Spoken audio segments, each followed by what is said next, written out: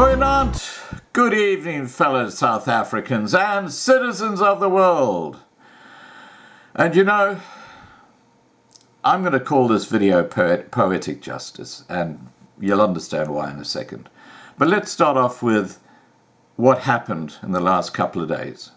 The Democratic Alliance, or DA, came out and they had a full go at a Freedom Front Plus member, Marcel Maritz, who was allegedly captured on a video describing the place of worship as the church without K's.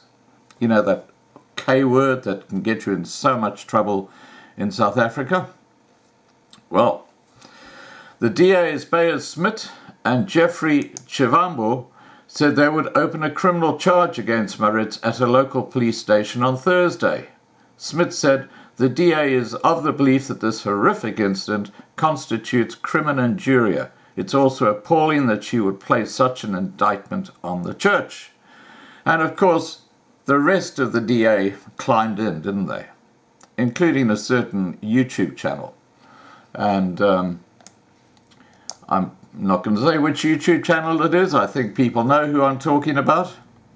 But this YouTuber, several weeks ago, sent me an apparently edited tweet claiming to be a death threat. And he then explains in a YouTube video later how he actually set up the trap for me. And then he claims that I spread fake news. Now that was basically what he was trying to say out there.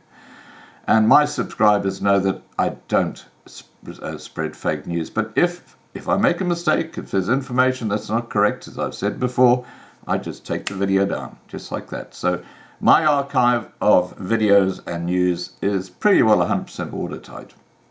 But this YouTuber, he actually had a special video and a live stream where he kind of spelt out how he had set up the trap. And what he had done was he had edited the words within a tweet, and then after he had done that, cut and paste that tweet and sent it off to me as if it was, you know, the real deal. And it was a death threat. And of course I'd responded to this in a YouTube video that I put up. Now, this same YouTuber, because he's a member of the DA and he's with the council down in Port Elizabeth, wrote, "Fully agree. One thing I have quickly researched is that she had long hair when joining the FF Plus, and since about 2 to 3 years ago started cutting it really short. In that video, her hair is really short."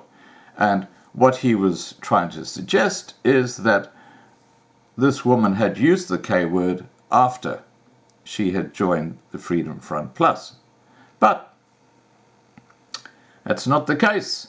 And I'm going to send you a link to an article below this video where you can see that she actually had short hair when she was a member of the DA.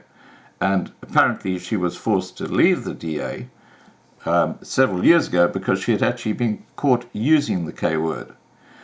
And the plot thickens, because this is the same guy who is now spreading fake news about this Maritz lady who claimed that I was spreading fake news.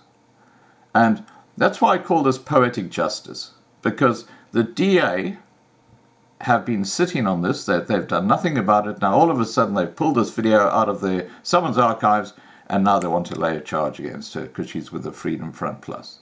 What hypocrisy. This is politics at its dirtiest. And the interesting thing about all this, and thanks to the guys who sent me this information, is that there's actually an article that came out in 2015. So we're talking about an article that's 4 years old now. It's over 4 years old. May 22nd, 2015.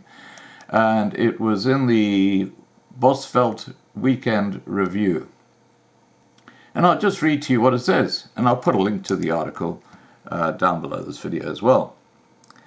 Mokopane. There's been great riot in DA ranks and accusations and messages over the past few months on social networks. In the middle of the barrage is Marcel Maritz, DA councillor of Ward 32 and manager of the SPCA, who allegedly used the racist K-word. According to Bayer-Smith, DAMP, a person came to complain about Maritz's use of the K-word and brought the matter to the attention of the DA's Provincial Executive Committee. The committee then decided to refer the matter to the DA's Provincial Disciplinary Chair, Frederick Poll, who is now investigating. Bushveld has also received calls from readers who claim another DA councillor from the village openly uses the racist K-word in his talks. Smith said the DA would not tolerate racist remarks and the community was welcome to contact him and file a formal complaint. Smith said the infighting in the party began when he moved Darlene Pelser to the DA last year as an aspiring candidate for Ward 32. This is the ward currently under Maritz. Now, the twist in the tale here is that this same YouTuber, the DA councillor, also had a go at Willem Petzer some time ago. I never saw the video, but people told me they had a go at him, and he was kind of deriding him as well. I think that's the nature of the man. And Petzer put up a video yesterday, which I watched, which he completely debunked the idea that this woman had been a member of the Freedom Front Plus when this incident happened. So you can see the incredible hypocrisy in the DA. And I'm talking about at all levels of the DA, right down to a junior councillor who happens to have a YouTube channel. And I'm going to leave it at that because I don't get involved in these petty little arguments on YouTube channels because, you know, it's time they put on their big boy shoes and learn to just hold their heads in.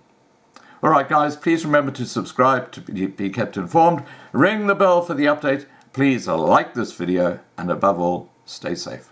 Bye for now.